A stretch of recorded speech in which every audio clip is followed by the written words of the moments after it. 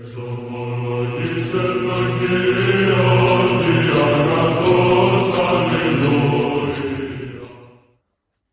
nderuar miq të dashur vëllezër dhe motra më Krishtin, ja ku jemi së bashku në takimin tonë përditshëm, komenti i shkrimit të shenjtë. Jemi në datën 5 qershor, kisha e ortodokse, na afron lexojmë nga Ungjilli sipas Mateu, kapitulli 5, vargu 33 deri vargu 41. Le ta lexojmë këtë pjesë dhe ta komentojmë sipas mësimit të etërve. Keni dëgjuar gjithashtu se të lashëve që thënë mos bëj betim të rrem, por plotso premtimin për cilën je betuar para Zotit. Po unë po i them, mos u betoni fare as për qiellin sepse shfroni Perëndis, as për tokën sepse stol i këmbëve të tij, as për Jeruzalemin sepse është qytet i mbretit të madh. Mos u beto as për kokën tënde sepse nuk e fuqi të zbardhësh ose të nxish qoftë një fije floku, por fjala jote të jetë po, jo, gjithçka më tepër vjen nga i ligu. Ju ke dëgjuar se që thënë sy për sy dhe dhëm për dhëm, po unë po them mos i rezisto të ligut. Madje nëse dikush të qellon mbi faqen e djathtë, kthej edhe tjetrën. Nëse dikush do të nxjerrë në gjyq për të marrë tunikën, i jepi dhe mantelin. Nëse dikush të detyron të ecësh 1 milje, ti bëj 2 me të. Kjo pra është fjala e Krishtit që dëgjojmë sot nga Ungjilli sipas Mateu, kapitulli 5, vargu 33 deri në vargun 41. Le ti marrim varg për varg. Vargu 33 na thot: Keni dëgjuar gjithashtu se të lashëve që thënë, mos bëj betim të rrem, por plotso premtimin për cilën je betuar para Zotit. Shënjaku arti shpregon këto fjalë të Krishtit, sepse në dhjata vjetër ose ligji i dhjatës vjetër nuk dalonte çdo betim, po dalonte betimin e rrem. Madje betimin që i ke thënë Zoti duhet ta zbatosh. Populli ishte mësuar të bënte betime shpesh dhe këtu edhe kishte abuzime, prandaj Krishti i çon ata drejt një përsosmërie më të lartë dhe për të parandaluar një mëkat, pra betimin e gënjeshtër. Kuptimi sot i këtyre fjalëve është mos gënje dhe mos përdor emrin e Perëndis për të mbështetur një gënjeshtër ose një premtim të pasinqert, sepse ky është një mëkat shumë i rëndë. Dhe në vargun 34 na thuhet: Po unë po i them, mos u betoni fare as për qiellin sepse është froni i Perëndis, as për tokën sepse është qyteti i mbretit të madh, dhe vargu 35 pra tham dhe 36, mos u beto as për kokën tënde sepse nuk e fuqi të zbardhësh ose të nxis qoftë edhe një fije floku. Si të kuptojmë këto fjalë të Krishtit? Shën Agustini thot, Jesusi nuk po i jep të thjesht një rregull gjuhësor, po kërkon që besimtari të mos betohet jo thjesht në gënjeshtër, por ai të mos betohet që mos ketë nevojë për betim, pra të jetë aq i vërtetë sa të mos ketë nevojë pra të betohet përpara njerëzve. Çështja është çfarë është duke thënë. Dhe këtë që është duke thënë nuk po e thot përpara njerëzve, por përpara Perëndis. Nëse ndërgjegja nuk e akuzon, ai nuk duhet të këmbgul që të besohet nga të tjerët. Pavarësisht se ata mund ta dyshojnë fjalën e tij. Rëndësi ka që ajo është e vërtetë para Zotit. Pse përmendej qielli? Përmendej sepse hebrejt shpeshherë betoshin për qiellin për të shmangur përdorimin e drejtë për drejtë të emrit të Perëndis, që ishte një emër i shenjtë dhe nuk lejohej të përdori vend e pa vend. Madje urdhëresa thoshte nuk do lë pa ndëshkuar atë që përdor emrin e Zotit nëpër gojë kot. Kështu që hebrejt kishin gjetur forma alternative, ata nuk thonin emrin e Perëndis, po qiellin. Por as për tokën, as për Jeruzalemin, Jeronimi vëre se njerëzit mendonin se mund t'i shmangeshin përgjegjësisë duke betuar për gjëra të tjera përveç emrit Perëndis, dhe këtu Jesusi tregon se gjithçka i përket Perëndis, edhe qielli, edhe toka, edhe Jeruzalemi. Prandaj nuk ka betime më pak serioze. Çdo fjalë që themi përpara njerëzve ka peshë morale dhe ne do gjykohemi sipas fjalëve. Por vazhdon dhe thot mos u beto as për kokën tënde. Ilari i Poetierës thot se njeriu nuk ka pushtet as mbi gjërat më të vogla të vetes, pra dhe mbi qimet e flokut të tij, prandaj është e kohë të përdorë veten si garanci absolute. Kjo është diçka që ne e bëjmë edhe sot rëndom, pra betohemi për kokën tonë, por kjo është një budallëk i madh sepse s'ka asnjë vlerë.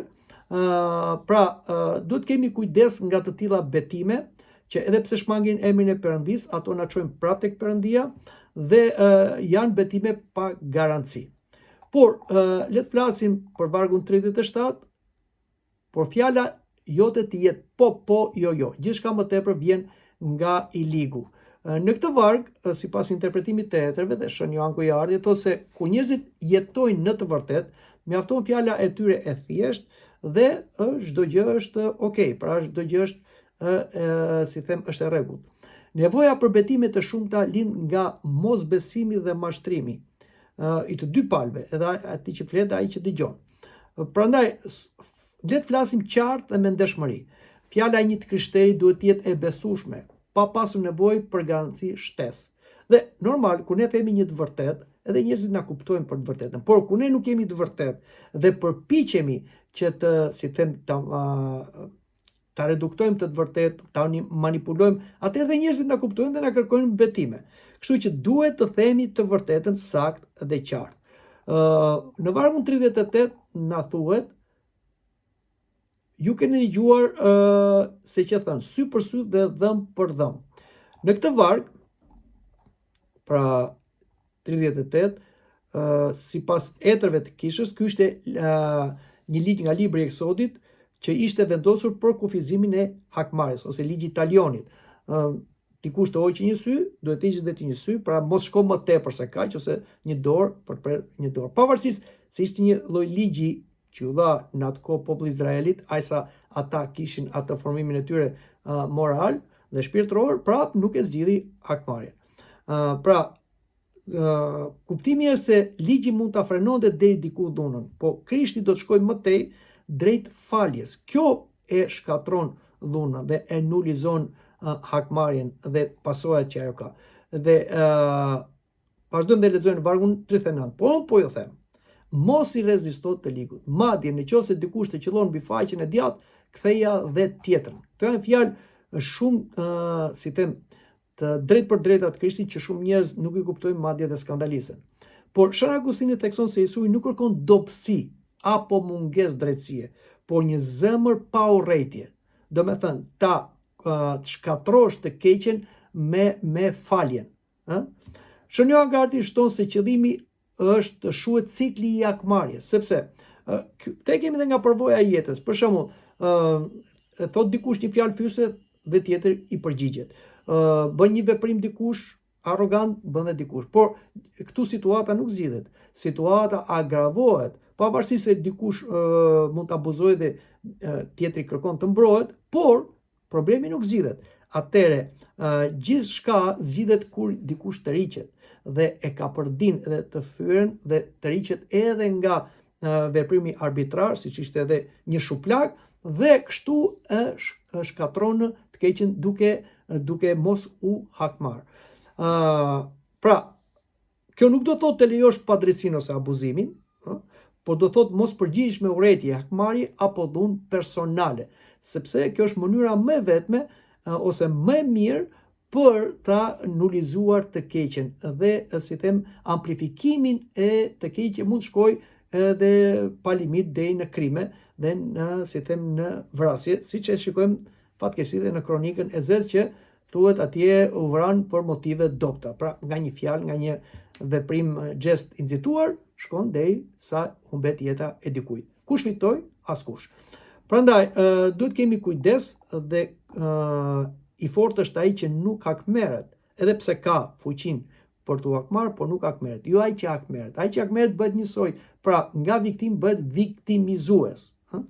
Dhe le të lexojmë dhe vargjet e tjera. Në vargun 40 lexojmë. Dhe nëse dikush do nxjerrë në gjyq për të marrë tunikën, jepi dhe mantelin. Si ti kuptojmë këto fjalë të Krishtit, që janë fjalë të drejtë për drejta, e të shohim këtu se çlirimi nga lidhja e tepruar për pasurinë materiale është shumë i rëndësishëm. Krishti mëson se paqja e shpirtit vlen më shumë se sendet. Pra, paqja e shpirtit është kur ne jemi në marrëdhënie të drejtë me Zotin dhe në marrëdhënie paqësore me të tjerët. Pra, nuk duhet fusim sende të cilat janë pa shpirta ose kalimtare për të prishur paqen me Zotin, pra të kërkojmë drejtësi dhe hakmarrje. Por, të falim dhe kjo na vën paqe me Perëndin, sepse te Perëndia na fal ne dhe paqtohet me ne, dhe mos japim rëndësi sendeve, por njerëzve. Prandaj, mos e bëj pasurinë qendër të jetës. Ndonjëherë është më e mençur të heqësh dorën nga një drejtë materiale se sa të humbashët paqen dhe dashurinë, por dhe jetën. Por le të flasim edhe për vargun e fundit për sot, vargun 41, ku na thuhet, dhe nëse dikush të detyron të ecësh 1 milje, ti bëj 2 me të. Si ti kuptojmë dhe këto vargje të tjera? Në kohën romake, ushtarët mund t'i detyronin civilët të marrin ngarkesa për një distancë caktuar, pra t'i bindeshin urdhrit ushtarak.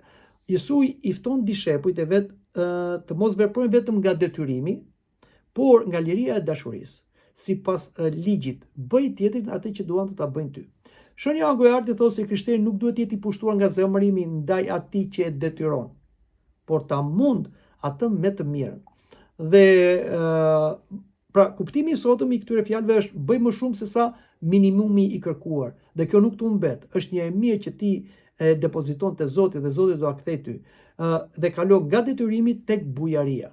Pra ka përcej atë si them natyrën njerëzore e cila kërkon drejtësi njerëzore, kërkon si them të përfitojë ose të jap ai sa i kërkojnë, por bëu bujar.